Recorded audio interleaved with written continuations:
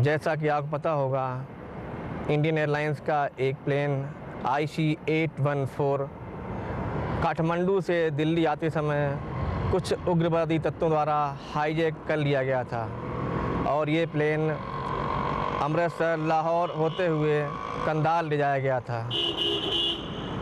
अपहरणकर्ता वहाँ पर इस प्लेन को अपने कब्जे में लेकर अपनी कुछ मांगें मनवाना चाहते थे। 27 जनवरी को प्रधानमंत्री जी ने दिल्ली से एक रिलीफ फ़्लाइट भेजी, जिस रिलीफ फ़्लाइट में डॉक्टर, इंजीनियर, कमर्शियल स्टाफ और मिनिस्ट्री के बंदे भी थे। इंजीनियरिंग टीम के साथ में आपका ये दास भी उसमें गया था।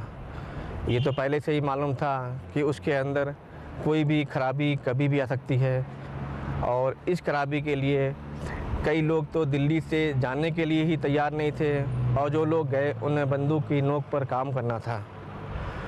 28 जनवरी को सुबह जहाज़ में पावर चली गई और उसके अंदर ज़रूरत पड़ गई पावर देने के लिए।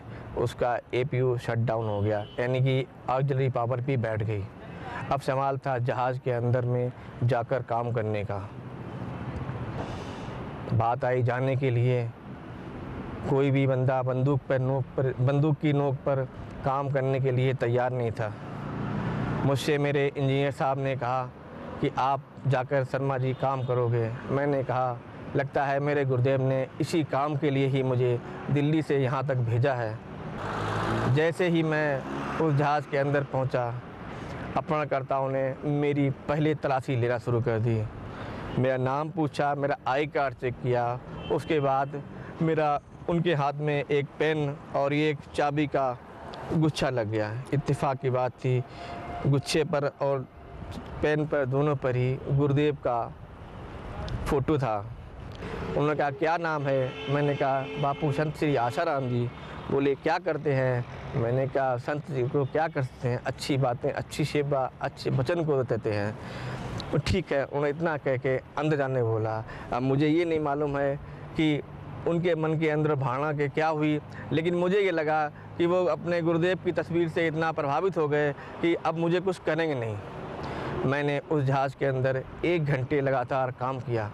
1 घंटे काम करने के साथ साथ उन्होंने मुझसे तरह तरह के सवाल किए, जैसे कितने आदमी हिंदुस्तान से आए हो, ये जहाज़ उड़ पाएगा या नहीं, इस जहाज़ में क्या खराबी है, कैसे दूर होगी, हमारी मांगें पूरी होंगी या नहीं होंगी।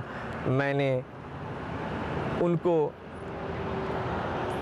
जवाब दिया, लेकिन जवाब के साथ साथ मुझे ऐसा लग रहा था कि अगर कोई भी मेरा उत्तर गलत हो गया तो ये मेरे को गोली मार देंगे, क्योंकि वो बार बार धमकी दे रहे थे कि अगर आपने कोई चालाकी की, कोई भी होशियारी की तो मैं जहाज़ को बम से उड़ा दूंगा और आपको गोली मार दूंगा। इतना कहने के साथ साथ ही हमें ऐसा लगा कि जो भी हम उनके सवाल का जवाब दे रहे हैं वो हम नहीं दे रहे हैं, बल्कि गुरुदेव स्वयं भी उनको याद दिला रहे हैं। गुरुदेव के आशीर्वाद से मैंने उस एक जहाज़ पर 1 घंटे काम किया और 1 घंटे काम करने के बाद मैंने उस जहाज़ में पावर दे दी। पावर देने के बाद मैं सकुशल वापस आया।